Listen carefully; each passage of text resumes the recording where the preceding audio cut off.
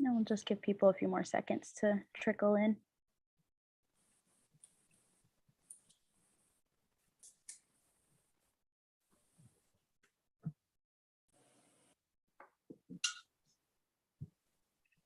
Okay, I'm gonna go ahead and get started. Hello, everybody. I'm Elisa, and I'm on the events team here at Politics and Prose Bookstore, and I would like to welcome you to PNP Live. We appreciate you joining us in this virtual format in the midst of these continuously extraordinary times, throughout all of which we've been working to bring you the authors that you love and their new books to our PNP community. At any point during the event, you can click on the link in the chat to purchase The Lonely Stories directly through our website. And if you look near the bottom of your screen, you'll see a button that says Q&A. You can click here to submit a question to the panelists, and while we try to get our best to get to everyone's questions, we do apologize in advance if we run out of time before we get to yours. We'll also be providing closed captions if you click on the CC link right next to the Q&A box, also at the bottom of your screen. Before we begin, I would like to say thank you again for being here. We're immensely grateful for you all helping keep our business and spirits afloat. And now I would like to welcome to PNP Live, Natalie Eve Garrett, Amy Shern, Peter Ho Davies, and Miley Malloy, celebrating the release of The Lonely Stories. If you're feeling lonely, or if you've ever felt unseen, if you're emboldened by solitude or secretly longing for it, welcome to The Lonely Stories. This cathartic collection of essays illuminates an experience that so few of us openly discuss. Some stories are heartbreaking, others are witty. Still others celebrate the clarity of solitude. Thoughtful and affirming, The Lonely Stories reveals the complexities of an emotion we've all felt, reminding us that we are not alone. Natalie Eve Garrett is an artist and writer. She's the editor of Eat Joy, Stories and Comfort Food from 31 Celebrated Writers, and the Artist and Writers Cookbook, a collection of stories with recipes. A graduate of Yale and UPenn's School of Design, Natalie lives with her husband, daughter, and son in a town outside of DC. Amy Shern is the author of the novels The Mermaid of Brooklyn, How Far is the Ocean from Here, and Unseen City, gold medal winner of the 2021 Independent Publisher Book Award for Literary Fiction. She's a senior editor at Medium, and her work has appeared in the New York Times, Slate, Literary Hub, and many other publications. Shern has an MFA from the University of Minnesota and currently lives in Brooklyn with her 2 children. Peter Ho Davies is the author, most recently, of A Lie Someone Told You About Yourself. His other books include The Fortunes, winner of the Ainsfield Wolf Award, The Welsh Girl, longlisted for the Man Booker Prize. His short stories have appeared in Harper's Magazine, The Atlantic, The Paris Review, and Granta, and have been anthologized in the O. Henry Prize Stories and the Best American Short Stories. Miley Malloy is the author of 3 novels, 2 short story collections, a middle grade trilogy, and a picture book. Her fiction has appeared in The New Yorker and the Best American Short Stories, and on Selected Shorts and This American Life. She has received the Paris Review's Aga Khan Prize, the Penn Mahmoud Award, the E.B. White Award, 2 California Book Awards, and a Guggenheim Fellowship. So please join me in welcoming Natalie Eve Garrett, Amy Shern, Peter Ho Davies, and Miley Malloy to PNP Live. Well, thank you so much for that introduction, and thank you to Amy and Peter and Miley, and to Politics and Prose for hosting us. I feel like there's such poetry in, doing these virtual events to celebrate the lonely stories where we're each alone, but then, we're connecting via our aloneness. It's really lovely. So thank you all for joining. Lonely Stories began with a question that was inspired by Ross Gay's Book of Delights. And he writes, what if we joined our sorrows? And what if that is a joy? And while working on the book, I kind of rephrased this in my mind as what if we joined our loneliness? And what if that is joy? When I was a child, I actually spent kind of a lot of time alone, in part because I was often sick. I had chronic sinusitis. I had big fat, medical files, chronic sinusitis, undiagnosed migraines. I had chronic fatigue syndrome before that had a name, undiagnosed anxiety. So as a result, I really strongly relate to and empathize with, the kind of loneliness of isolation. But at the same time, for me, growing up, all that kind of alone time was also sort of a wellspring of creativity. And now as an adult, I find that I really crave and seek out solitude and relish that. So I loved the idea of conjuring a book that would tease out the ways in which, alone time can be both like utterly maddening and frustrating and worse, but then also such a source of joy. So, to me, I think acknowledging our vulnerabilities in stories like this, including, our anxieties about being alone, can be kind of a stepping stone to the joy that comes from catharsis or, from relief. Like, hey, I'm not the only one who's felt that or who feels that. So, the book is a collection of 22 personal essays, and I embarked on it before the pandemic, although much of it was written during 2020, actually, or during the pandemic, but largely in that year. Yet most of it explores, or much of it explores, kinds of aloneness that existed long before and will continue to exist for long, in the pandemic's aftermath. And for me, in the wake of living through such an intense period of collective isolation, the premise resonates even more strongly. So I hope that the reader feels that too, and that, they find them as unlonely as I do. And with that, I would love it if each of you might be game for reading a bit from your essays. If one of you wants to jump in and go first. I don't know. Anyone? First dibs, anyone? We're talking about the order. I'll go first if you want. Oh, please do. Okay, mine, I'm not going to read the whole thing. Mine's very short. I almost could, but I won't. It's called 75 times 2. My grandparents were married for 75 years, which isn't easy to do. You have to marry young, live a long time, and like the person you're with. 75 years is longer probably than people are supposed to be married. Toward the end, it started to feel like a sociology experiment with a tiny sample, or like two people stuck together in a small and leaking lifeboat.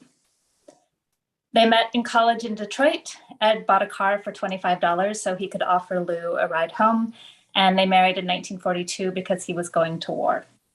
He did 2 tours of duty as a Marine Corps pilot in the Second World War and another 2 in Korea. When I was about 5, I asked my grandmother what she'd wanted to be when she grew up, and she said, I wanted to be a mother. When I was little, I didn't know girls could be anything else.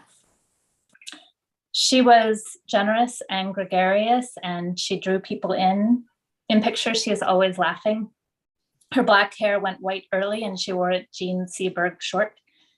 On her 92nd birthday, she was rereading The Age of Innocence and still had perfect posture. But after that, the wear began to show. Both she and Ed started forgetting more and thinking the other had forgotten something when often they just hadn't heard it. When Lou was most frustrated, she would say, we had such a good marriage. It shouldn't have to end like this. They moved into assisted living with a pool, a gym, a dining hall, and games and puzzles in the common room. They made friends, as they always did, but they didn't love it. On Ed's 98th birthday, he blew the candles out on his cake and said, I wished for another year. You did? Lou said. You want that? I don't want that. Ed started waking up earlier and earlier, wanting to roust Lou out of bed as if he were still in the Marines. He put a sticky note on his bathroom mirror to remind him not to. It said, no 4 a.m. reveille. He wanted to make it to 100, and he wanted her to stay with him. On her 95th birthday, she and I were playing bananagrams, and my cousins kept calling to sing happy birthday. She told all of them, don't sing and many more. And then she used up all her letter tiles and won. That year, just after Thanksgiving, she decided she'd had enough and stopped eating. Her family gathered around her, taking turns at her bedside. She'd stored up particular memories for each person, things she'd observed or thought about them, to tell them when they came to hold her hand. When each of us left her room, we'd go sit with Ed in the living room. He said, I know she wants to go. He knew the force of her will. At night, he climbed into bed carefully, trying not to disturb her. She slept a lot and kept asking the hospice nurse, "Why is this taking so long?" But then she would sit up, ask if she could have a gin and tonic, and tell funny stories all evening. You can live a surprisingly long time on the occasional gin and tonic. I'm going to stop there. No spoilers. Thank you. Thank you so much.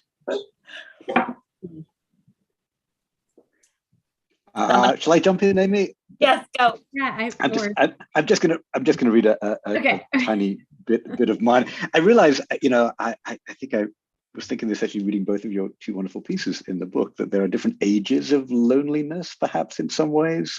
Old age, of course, being one of them. Being a young parent, perhaps being one of them in that space as well. And I, despite the fact that one is the loneliest number, I decided for me, the age of 13 or 14 is the loneliest age in some ways, that adolescent space. And I realized looking back at this essay, which involves me going to a Star Trek convention, that it is too excruciatingly embarrassing for me to feel comfortable reading very much of it. So I'm going to read the cool bit, which is not my bit, but my aspirational bit. It's only about half a page of this. I was just, anyhow, here we go. It's so good. No, I was just looking at it going, oh God, I'm such a terrible geek back then. This is the aspirational cool bit of conventions that I thought about as I was going to my first one.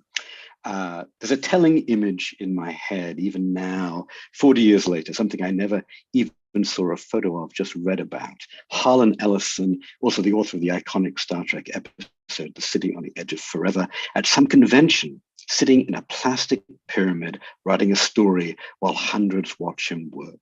It's a bravura stunt, one he also performed in various bookstore windows, that still strikes me as it did in my youth as awesome. But the passage of years also makes it seem like something more, an emblem of some writerly desire to be at once alone and even aloof, and yet also at the center of the crowd, to be part and apart simultaneously, to be the most important part of that. And though I couldn't have expressed it at the time, that's what I was yearning for in my first convention.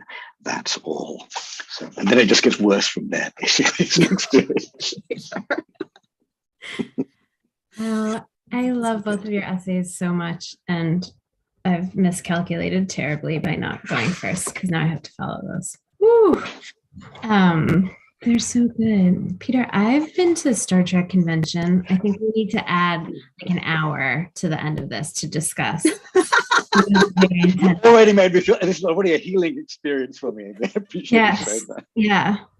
It's, it's serious. Okay, it will become clear what my essay is about as I read it. So I'm going to read it. Okay. I'm just going to read a little bit from the beginning.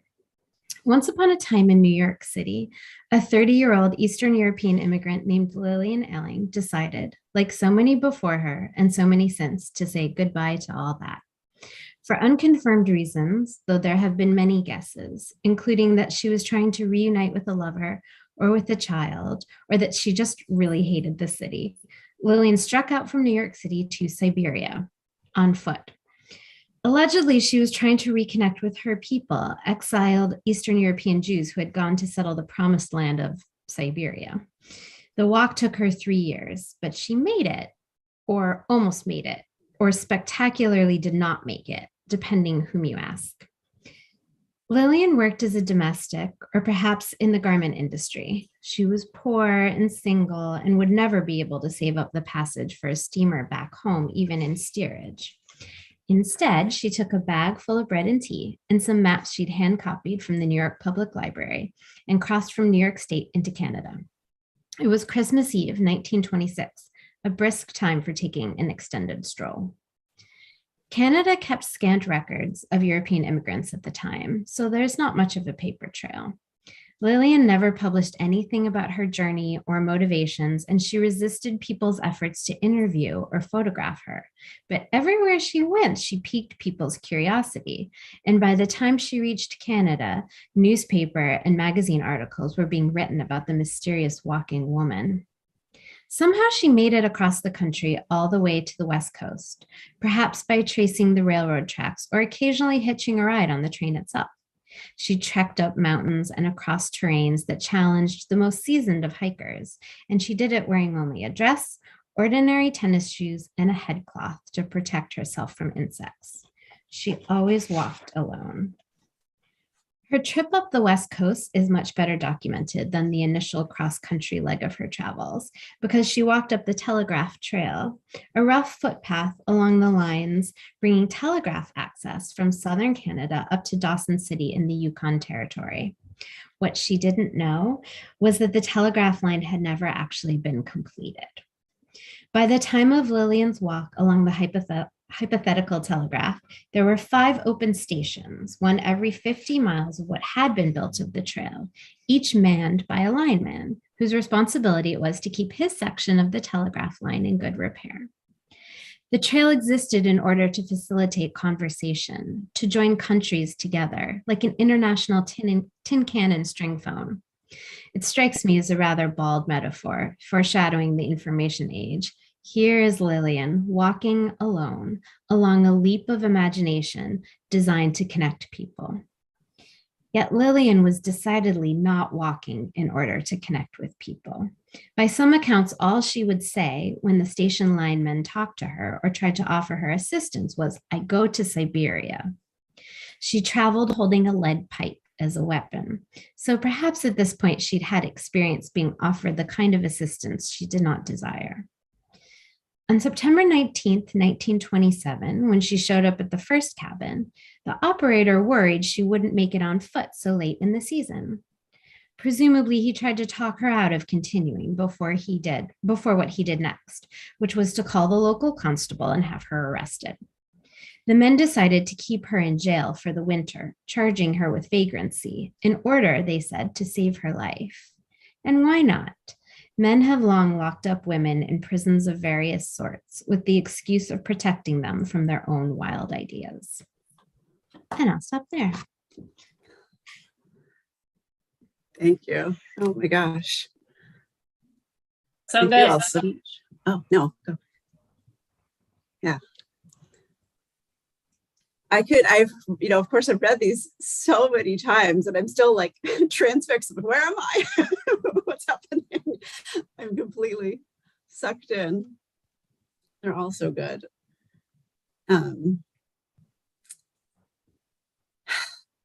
I really also just want to hear all of yours and talk at length about each of yours, but I'm going to instead pivot to conversations for all of you so we can all just chat.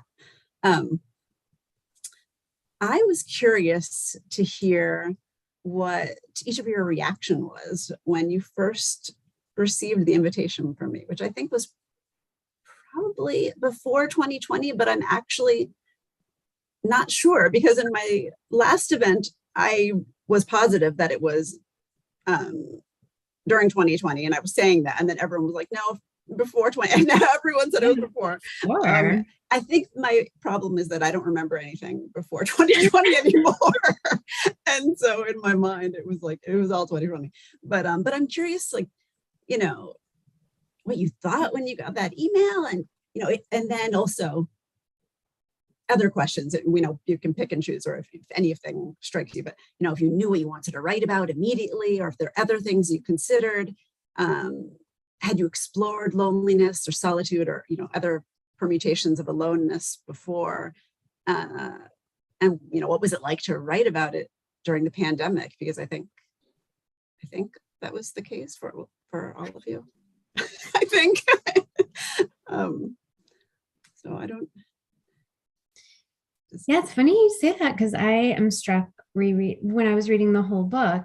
Yeah. I wrote mine before the pandemic and then went back and did like a hearty edit. Yes. Like, wait, hold that thought. Right. There've been some developments. Yes. But I think I remember actually I wrote a whole essay. When I got that invitation, I was so excited and I thought, how did she know I love being alone and thinking about loneliness? And I'd been thinking about it a lot. And I wrote a whole essay about when I was 20, I think I was 20, and backpacked around Europe by myself and about traveling by myself and how neat it was. And I kind of finished it and was like, wow, who cares? Just really, who cares? I did end up publishing a version of that somewhere else, like a travel publication. So it kind of made sense. But it was just one of those things that was like, and everything was fine, which, like, as we all know, is great in life, but pretty boring in a piece of writing. And then I had been doing all this research. I'd gotten sort of obsessed with Lillian Ayling, this Walker, for this other project, and then ended up realizing that there was a reason why at that moment in my life I was feeling really obsessed with her, and sort of wove those stories together. But so in conclusion, yes, I knew exactly what to write, and no, exactly wrong. Yes. Got it. I mean, I think my first thought when you proposed the idea of an anthology on loneliness was I was mad because it was a genius idea, and I thought I should have thought about it. Partly because I think I've often thought about and taught a little bit with students this idea that short story collections often feel like these great vehicles for exploring loneliness. I think about Winesburg, Ohio, and the way that you drop into each of these points of view, and they're often quite lonely figures. And the sense that we have as we read the collection is, oh, if only these people could talk to each other, right? So we have that incredible pathos of understanding their separation.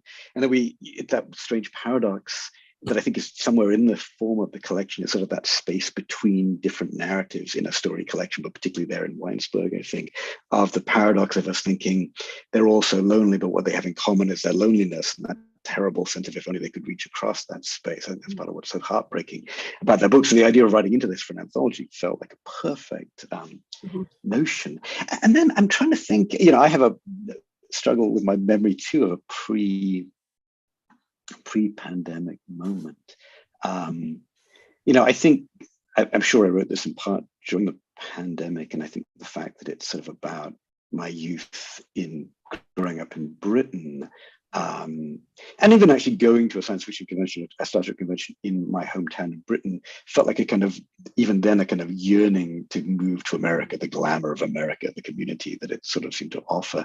And I think probably writing it during the pandemic, when it became quite apparent that it was going to be quite hard to travel back to Britain for some extensive period of time, something about that, the loneliness of that, which I hadn't felt for many years, of separation, of expatriatism. We take it for granted that international travel makes our lives relatively easy. I was probably thinking a little bit of channeling that, I think, in some ways. But there was probably, as I think about it now, there was probably at least some flicker of thinking into it before the pandemic kicked in, because I think I was sort of also interested in the ways we combat our loneliness by seeking out community, but also the ways that our fear of loneliness can make us stick with or attach to communities that we might not be fully committed to or fully bound into. Maybe it keeps us in a relationship we ought not to be in. Maybe it makes us join something we ought not to be in or stay in that space. And I think I probably had somewhere in the back of my mind, it's not in the essay at all now, but some thoughts even politically. So it might have even cropped up sort of in the run up to the election somehow in that space of which tribe we want to be with. How do we move from one to the other? How do we sort of break down our allegiance to a particularly bound in tribe in some ways as well? Interesting. I have been in all three of Natalie's anthologies. I was in the first one before almost anyone else was, I think. And every time she's asked me, and I've said I don't have anything, and then, or I'll say I only have this one thing that isn't suitable, and she explains to me why it's suitable. And so, when this one came up, I said again, I don't have anything. I think for most writers, this is probably true. I like being alone. I'm pretty happy being alone. I didn't think I had anything that interesting to say about it.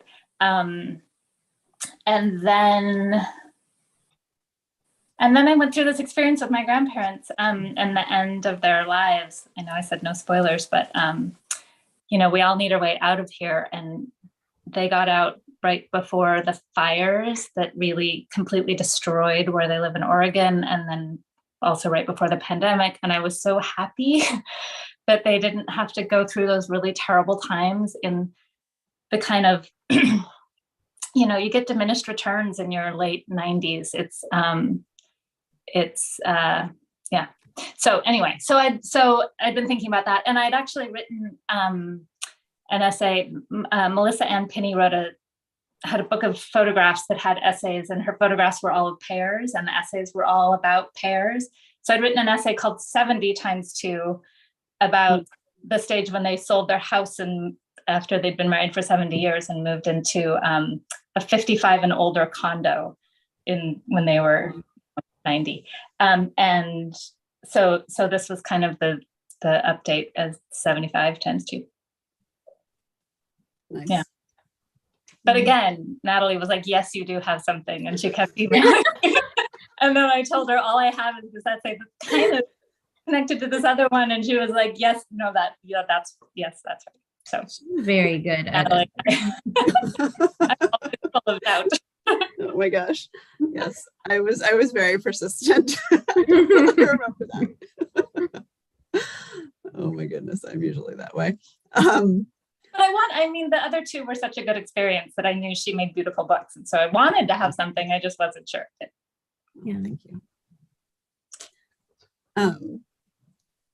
I have a couple of related, well, you just brought up a few different things, but I don't know which one to ask.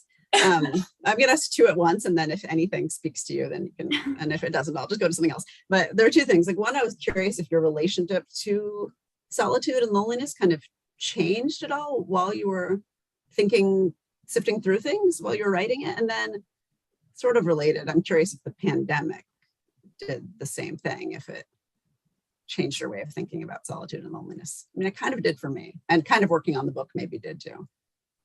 I don't know. One thing for me is that I feel like I realize, well, there are a lot of different things, but one thing that comes to mind is that I feel like I realize that longing for solitude is also a kind of loneliness. I don't think I'd ever really had that actual thought before. Actually, that kind of comes up in your essay, Amy, now that I think about it. But that's something I felt a lot during the pandemic. I mean, I felt lonely for the people I couldn't see. And then I felt lonely for myself because I couldn't connect with myself and have that solitude, that sort of enriching solitude that I would have wanted, because I was quarantining, with little kids and had to be kind of on all the time, and they were with me all the time, which was joyous in many ways, but it wasn't solitude, which is something that I enjoy and like. But yeah, I hadn't thought about that sort of self-disconnection loneliness thing. Like, that wasn't something I put in my pitches or, when I wrote about the book. Actually, I don't think I put that in the introduction either, but I thought about this later, and it strikes me. Yeah, I feel like I thought a lot about in putting this essay together. And actually, Natalie, I feel like you helped me parse this out. It felt so important to me to pinpoint. I was like, okay, I know there's a really big I feel it, the difference between being alone and being lonely, but how I want to say it so clearly. Yeah. And just because we conflate those things all the time. And like you, I've ended up writing about how sometimes the loneliest way, sometimes you feel you're loneliest when you're around people, and sometimes you feel sort of the most connected when you're alone. And, we live in a culture, and maybe this has changed around us, maybe, where there's such a weird stigma about being alone, and people assume that it's sad and bad and something to be fixed, and that they feel sorry for you. And maybe we're extra primed being writers, because I think anyone who's a creative person is like, oh no, time alone is pretty important. And because it's never inert time, it's very alive, busy time. But that difference became really important for me to articulate, I think. Yeah.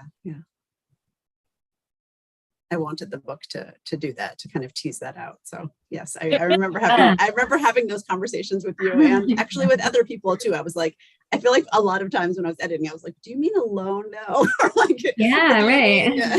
Right. I was always at that, but And then, yeah, I feel like getting that distinction was really important. Mhm. Yeah. Maggie Shipstead's is so good about that. And Yeah. Megan Giddings' advice about going to the movies for yourself and having your own emotional response is so good. Yeah. Yeah. I loved that line. I feel like I'm always watching movies over someone else's shoulder and thinking about their reaction to it. And like, God, that's good advice. Yeah, that was really Yeah, good. I started going to the movies by myself because of her essay. After I got the galley and read it, I was like, hold on a second. I didn't do this. As I'm like, I love doing things alone, but often when I'm alone, I don't go do things. I'm home or reading or doing something. Right. And I've started going to movies by myself. I love that. So nice. I love that. I haven't done it yet.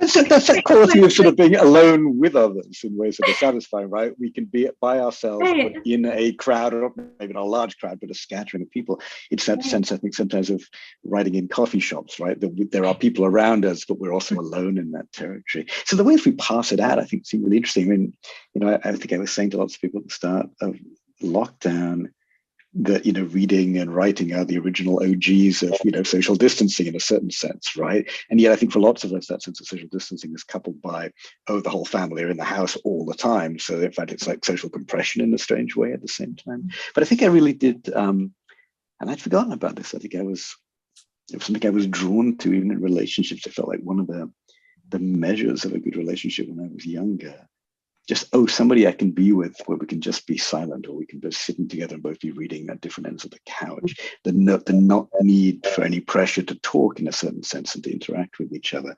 And luckily we were able to sort of find that while we were all jammed in the house together, and I did quite like that. But I think there's something also about the sense of sometimes we can choose to be alone. But if we're obliged to be alone, it's that tipping point also feels, and I felt like something about my calibration of that during the pandemic. I didn't feel as though, of course, I was quite in so much control of that space as I used to be. Yeah, I think solitude is chosen, right? And I think, it's the alone time we choose, and loneliness, it doesn't have that. There isn't that choice. It's kind of happened to us, and then isolation is kind of a more even farther in that extreme. I'm curious, are there times like when you are writing, I mean, for this or other creative projects, where does it always feel enriching? Does it always feel like kind of an enriching solitude because you're you're creating connection with yourself or with a reader, if that's something you envision in your mind while you're writing? Maybe you don't. Maybe it's really just, this is what I need to say. Or does that creative alone time ever feel lonely for you? For me, like, I think sometimes I often feel connected to others, but sometimes I kind of go teetering off a bit. And Lev kind of wrote about that in his piece, which was hilarious when he goes off to write in the main cabin alone and is horribly, painfully lonely. And that was fantastic. But I mean, I'm not at the bottom of a pickle barrel, but like I can definitely relate to the feeling, the way creative time sometimes for me, I mean, maybe when it's not quite working, I'm not connected to whatever project I'm working on. And so then it starts to feel, I don't know, less purposeful and more disconnected. Yeah, I love the way you pinpointed that, because I think that's exactly right. It's like, if the writing's going well, then I don't even notice that I'm alone. Yeah. I was thinking about Lev's essay. And so last December, I had, for the first time in my life, a week to myself. I did the thing of the cabin in the woods to write by myself. And I was like, okay, this is the thing we all say we want. Do I really want this, or am I going to lose my mind? And I loved it. Like, I was so productive. I felt like, a week's not enough time at all. I didn't feel lonely at all until like the last, as soon as I finished the project I was working on, I was, revising a book. And as soon as I got to the end, I sort of like looked around the cabin. I was like, holy shit, I gotta get here. It just happened like that. Like, oh my God. So yeah, I think it has to do with like, if the work's really cooking, then like, who cares? But as soon as it drops away. That makes sense.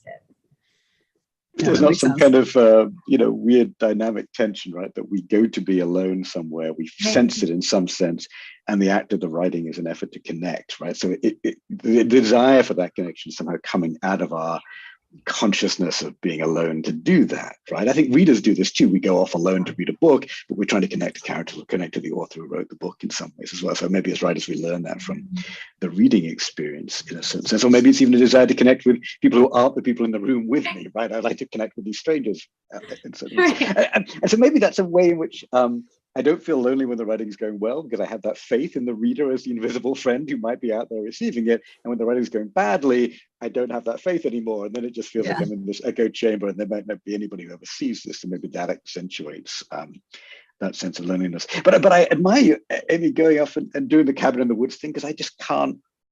I'm not great at writing for long stretches of time. A few hours a day is plenty for me, after which I'm ready to interact with other human beings. So I think the cabin in the woods thing always terrifies me, actually, I have to admit. That's what I thought. I was like, oh, I get it. Now it's going to prove itself to be just like a myth, and actually it'll be terrible. And no, I was really well suited for it, which is maybe not super healthy, but I was also revising. I feel like that's different than producing the whole time. Timing thing, like that's a perfect thing to do, because that's the time when I can really work all day long, because you're not doing that thing of starting from scratch and pushing that rock up the hill, and you can only do it for a couple hours in the morning. The only time I went to a retreat, I just finished a revision and sent it to a friend to read of a novel, and I was like, someone invite me to a party. Out of here. I accepted all invitations. I did no work. Completely useless work-wise. Really bad timing. But it was fun. Oh my God.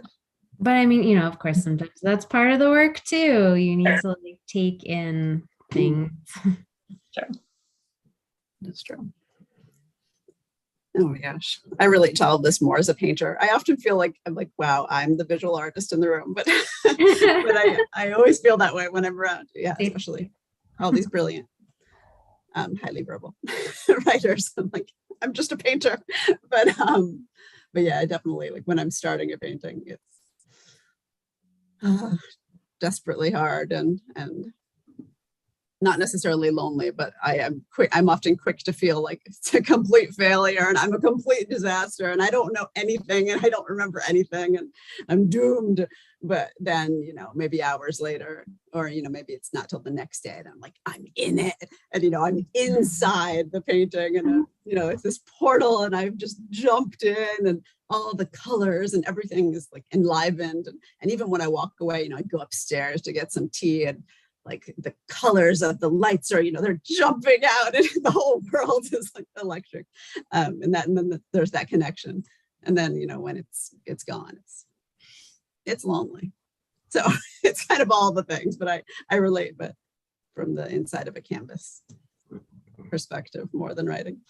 Let's see, we have a few more, or is it time for Q&A? Maybe, do we have one more? Time for one more question. Maybe we'll do one more question. I'm curious if you might be willing to share any of your cherished coping mechanisms for loneliness. Anything comes to mind, or things that maybe you sought out during the pandemic, I don't know, spending time in the woods, or petting a puppy, or whatever it might be. I spend a lot of time, with my kids and also in the woods, because we live right by a national park, which is a nice thing. So I was out there on trails a lot. Yeah, I'm curious, what brings you the greatest relief from loneliness?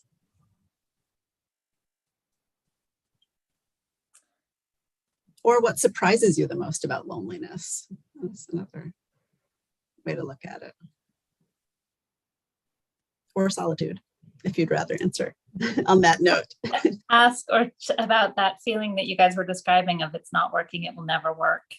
This is the hard thing. That feeling, which is the loneliness that's in writing. Like, are you guys able to remember that it changes? Remember that eventually it clicks? Because I feel like that's the trick, but it's really hard. Yeah. Remember, if you can just tell yourself, I know this changes. It always has before, and so it probably again. And that's the sustaining thing, and it's almost the only thing I carry from book to book is that memory that I thought I would never finish that last one, but I got through that moment. And when I arrived at that place in the next one, different challenges, different books, but that feeling of I remember this slough, this bond, and I was able to somehow pass through it, even though it maybe took a long time. So that is one of those things that gets carried over. Is that as keeping company with ourselves, or is our past self, popping up to just remind us in a way of something? I think I like your question, Natalie, for thinking about kind of coping mechanisms in a way, but I think actually the urgency I tend to feel is not an urgency to connect with people as much as it is sometimes an urgency to get to a place where I'm by myself and alone. So I'm often seeking out those kind of moments. I think during the pandemic, not so much walks in the woods, I found it cycling. I think just that activity, I think it's funny because it's a slightly out of body thing where it almost feels like you're flying along somehow, but because the roads where I am were quite quiet then. I'm not a great cyclist by any means, but I hadn't maybe done that for a long time actually, and it just felt really freeing. Maybe also that little carrying back to childhood was also kind of helpful in this way. I love it. Yeah, I love that. I feel like for me that's walking, like the long walk where you can kind of forget that you don't have to tell your legs anything. But I think, like Miley, to that question of how do you get past that? I feel like we all have that moment when you're creating something. You're like, well, that's it. But I will never do anything good again. It feels so real every time. And I feel like one thing that can sort of help me lift out of that is the same thing that helps me when I'm feeling lonely, Natalie, to your question, which is so, I said this in our interview for Lit Hub too, but it's so true. And it's so basic and exactly what your mom would tell you to do, but it's just like connecting with my friends. I know it can be, people have mixed reactions to being friends with a lot of writers, but I find that it really helps to be friends with creative people who get it and who can, and also who can like hold that for you and say like, I remember this from last time, and you got out of it somehow, when you can't really hold it yourself, and then you can do that for them too. It's one of like the joys of, I think, being older too, is having people in your life who have known you through a lot of things and who you've known through a lot of things, and you can be like, we've been here before. We always get out of it. That's really nice. You're lucky to have that. No, I'm serious. It's true. It's true. I do feel very, I have a good community. I think we should start like a writer's hotline, yes, that writers can call. And press 1 if you're stuck and you need a reminder that you can get out of it. Press 2 if you have a blank page. Press 3 if you like no one is ever going to read your work because you're a stupid idiot. You just like share some affirmations. You're like, it's really okay. Oh yeah, that's a good idea. Phone a friend. Phone a friend. I think for people listening who aren't necessarily, writers or even necessarily like creative people, because, people do different stuff, but I feel like the idea of, remembering that you've been through similar situations before, and that, you've made it before. And, you're like, there's this refrain in the book of I'm still here, or we're still here. I had that in my piece, and then Anthony Duart in his piece, I'm still here, and then Jesmyn Ward had "We're here," and it was kind of echoing, and I found that just very moving. Like, you were there, we're still here, we're together, you can make it. It's just a little like rooting for oneself. It was really, really moving to me. I love that you say that, because it reminds me of, like, Peter, what you were saying about sort of 13, 14 being such a lonely age. And I think part of it is like, you have all the big feelings, but you don't have that like lived experience in your muscle memory of having been through things before, because it's not that you haven't been through that much. So everything that happens feels like, I don't know if I'm going to get through this. My friend doesn't want to be friends with me anymore. Like, this is it. This is the end. Because you haven't, and like, as an adult, you're sort of lucky to have been through things and to have that, okay, well, I'm still here. I know I can get through things. Yeah.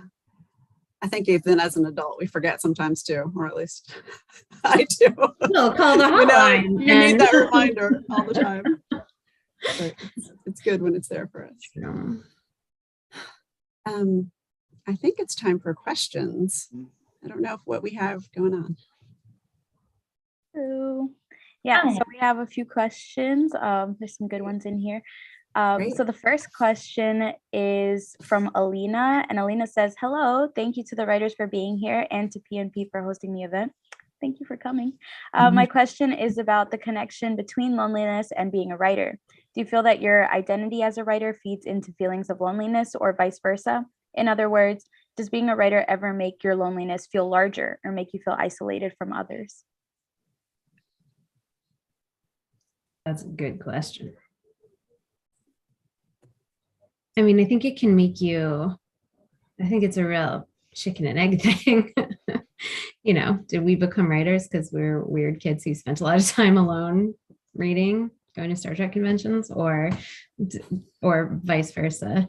But sorry, it's Brooklyn. But being in Brooklyn, living in a world where I'm surrounded by writers, I forget that it can be lonely, when you go somewhere else, when you leave Brooklyn and talk to other normals, and they're like, "You're a what now? You do what? Why?" And or you realize just how strange the project of writing is, it's pretty strange. And especially, like we all have this shared experience right now of having just had this book published with essays that are pretty personal in it. And that's always a weird moment, you're just like, "Oh, yeah."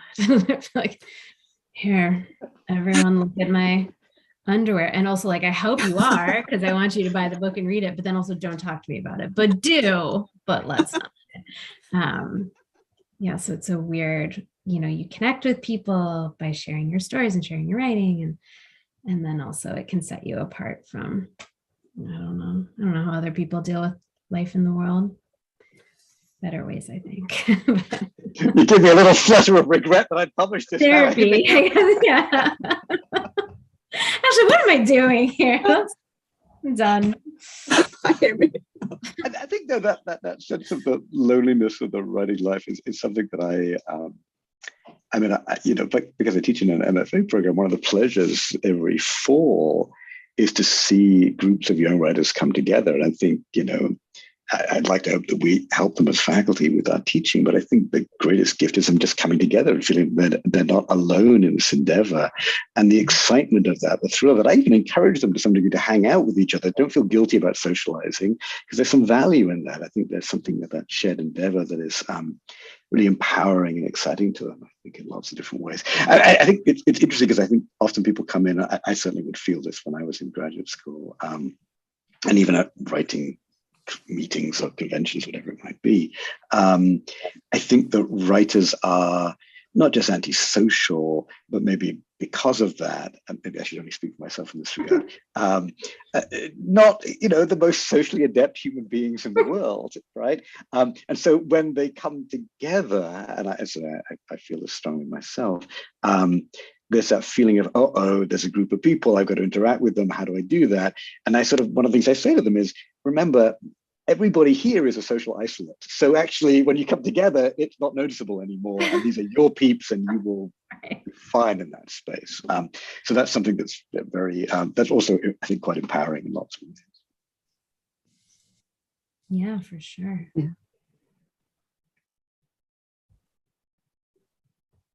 The next question comes from Betty, and it's for Natalie. And it says, how did you choose or find the contributors for the book? Yeah, really. How did you? Good question. That is a good question. Yeah, I mean, for me, the process of putting together a book like this, it's definitely very personal. Yeah, as well as, it's sort of the same with coming up with the topic for my books, which I imagine from afar could seem rather disparate, but I'm just the kind of person that sort of follows the muse, follows my heart. I don't know, maybe that's what everyone has to do, or we're all supposed to do, but my muse leads me in different directions. And I feel like when you're called, you heed the call, or that's what I do. And so I reached out to writers whose words struck a chord with me. I mean, in some cases, it might have just been, there's one essay that I read and it really tugged at me. And in other cases, I read all their books and the world's biggest fan. But I mean, there's only so much time one has in one's life to read everything. And there's so many gorgeous books. But I'm forever grateful to the writers who said yes. And so, of course, to you all, because it's not an easy topic. And, I chose to call it The Lonely Stories, but in truth, I mean, it could be The Unlonely Stories, and that might be just as apt. It's not actually a book about loneliness, but the stigma against loneliness is real. And in that way, I wanted really to not shy away from having it be in the title and from talking about it, because people are so afraid to talk about loneliness at all, to talk about, being alone. Just being alone is so anxiety inducing for so many people, even in the wake of well, not exactly in the wake, but in the midst of an ongoing pandemic, when people are alone so much. But I think talking about it is liberating, and making peace with it even more so. So I definitely feel like working with you all and with the other incredible writers made the pandemic less lonely for me. So I hope that kind of feeling comes through in the book. We're your favorites, though, right? Don't tell anyone. They'll cut this out. It's okay. You can tell us. You know it, Amy. We get it. Okay, good. Just checking. Our next question is from Peggy Shern. And what is it, Mom? Hello. Shout out to the supportive moms. Do the authors ever consider the privilege of having solitude? All the time. Yeah. And a lot of the essays touched on that, I thought. Talked about that. Yeah. I feel so lucky. Yeah. I'm waiting because I feel like I want to hear Amy's answer to her mom's question. Yeah. Go. Everything's fine, Mom. Well, you guys, here's a secret. My mom's a painter, so she was texting me when you were talking about painting, Natalie. She was like, "Yeah, this." I love it. So she knows, but yeah, and I think I've talked about this before, but for me, the beginning of the pandemic coincided with getting divorced. So it was like I had time alone for the first time in 10 years. At the same time, everyone else was having all this time alone. And also at the same time that a lot of my mom friends were having no time alone, like Natalie, you were saying that experience, being like, wow, and here in Brooklyn, like I'm in a little apartment with a spouse and kids all the time, and I'm losing my fucking mind.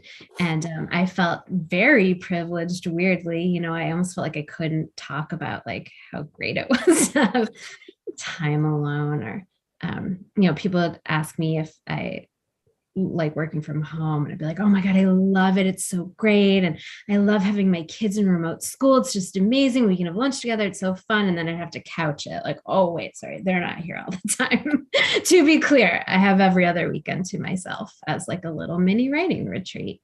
And that felt like a giant privilege, especially during the pandemic when so many other mothers had, and fathers, but had no solitude.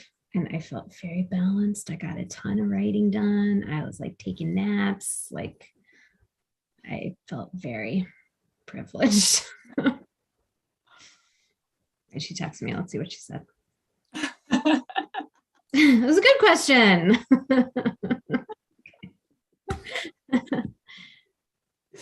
Peter, what about you? Oh, I was just thinking, there's lots of questions of privilege. A couple of you, I think, Amy, you talked into, and Natalie, you mentioned this, I know you've mentioned this interview, sort of the stigma of loneliness. And I was thinking about this actually also in terms of that question of who'd contributed to the book and how you'd chosen people, Natalie. And I think you talk about this a little bit in the introduction too, that I'm aware that there are 4 male writers out of 22 in the book. And I was thinking about that. I hadn't really thought about that gender disparity before, but there probably is a way in which, not to speak for my gender, because that feels like a lot. Maybe there is something about a kind of manly lone wolf bullshit that makes somehow that stigma feel less or feel chosen. And so I thought about that quite a bit after reading the book and thinking of those choices actually. So that also feels like maybe not quite a question of privilege, but it sort of somehow bumps around in that space. There's power dynamics also to these questions, I think, that come up in that territory. That's true. My sister, who's amazing, gave birth in a mask during that first year and had 3 kids under 5 and a job, and lived in Montana where winter sometimes meant you just couldn't go outside for a week. And every time I was a little bummed out in the pandemic, I would think about her and how endlessly cheerful she's been and how hard that seemed and how,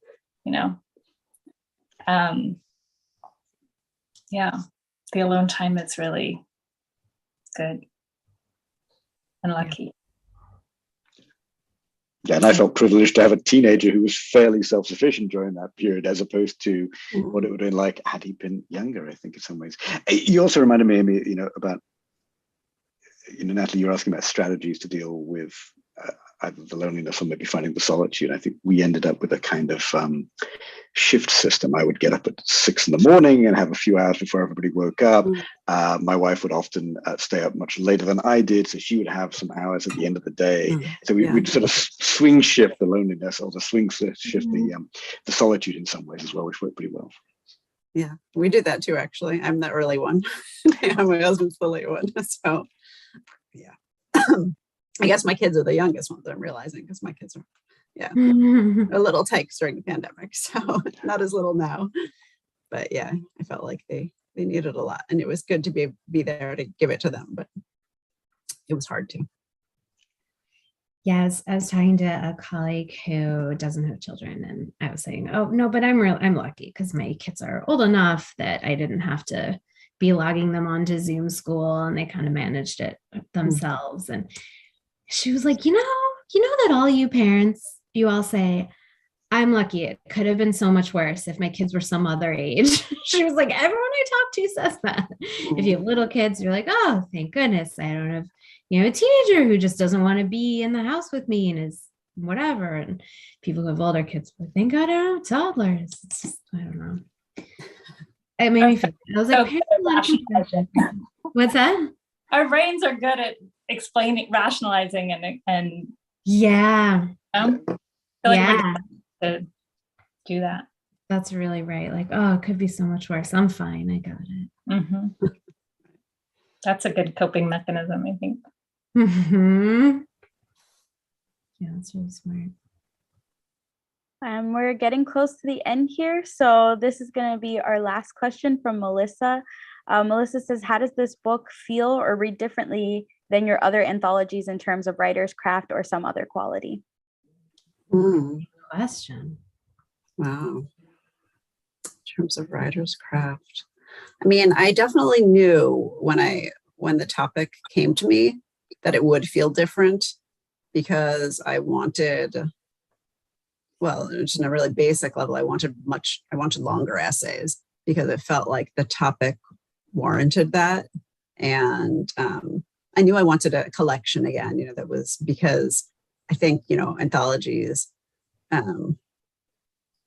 don't know how I got sucked into this universe of collections, but I had this first idea, and I don't know, it's just been a spiral. But I do think that, and they've each kind of flowed into the next, but I think there's something really magical about a collection where the multiplicity of perspectives, hearing all these disparate voices and kind of listening to them sing in an unexpected way. I think that can be really beautiful. And actually, I think it's a very unlonely kind of thing to hear all these different voices, all communing over a shared idea, even though their own way in is different. Wait, I can't remember all the permutations of that question.